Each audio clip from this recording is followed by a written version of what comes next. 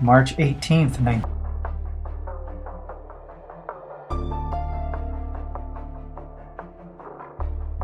Here's where I think the animators got carried away with creative license. The astronauts' helmets don't swivel, they are fixed to an airtight ring base, which is sewn to nearly 1/4 of an inch of multiply fabric, nylon, and mylar. Once pressurized, it becomes very stiff.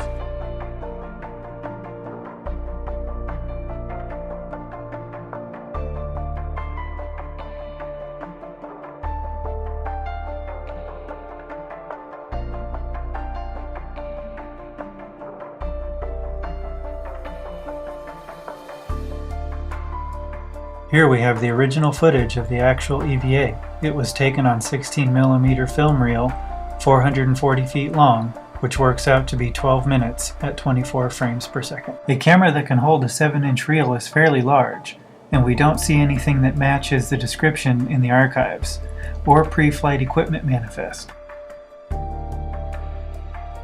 The news outlets that reported on the equipment that went up with the astronauts pulled sources from earlier press releases and blended them with the latest flight info, because a lot of the technical details were still hush-hush, which is why the stories ran nearly 3 weeks after the event.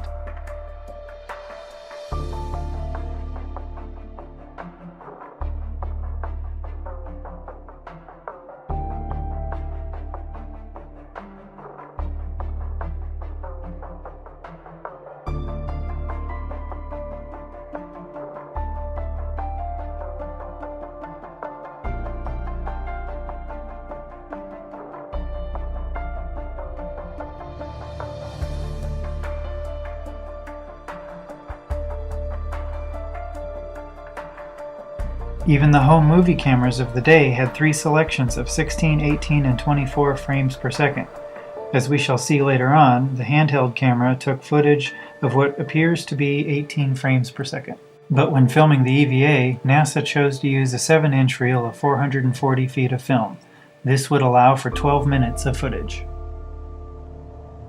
The flight plan called for EVA to begin on the second orbit. Somewhere over Hawaii, the pilot was to open the hatch of a depressurized cabin and stand up. Over the west coast of the United States, he would leave the spacecraft and expose himself to space. For 12 minutes, he would perform maneuvers over the United States. He would return to Gemini 4 and continue the mission as the spacecraft neared the night side of the Earth over the Atlantic. This was the flight plan.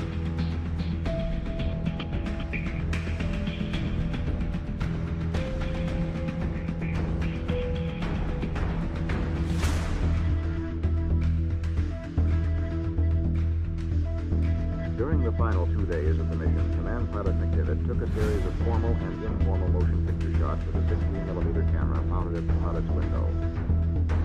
The camera turns inward. For a brief moment, we are able to ride tourist class at Gemini 4, watching the crew at work. We catch a glimpse of a space sunrise, flaring in brilliant color over the Earth's horizon. Using the same camera, McDivitt photographed ground objects, including this small island in the Gulf of Mexico off the Texas coast. On another occasion, he photographed the coast of Yuma, Arizona.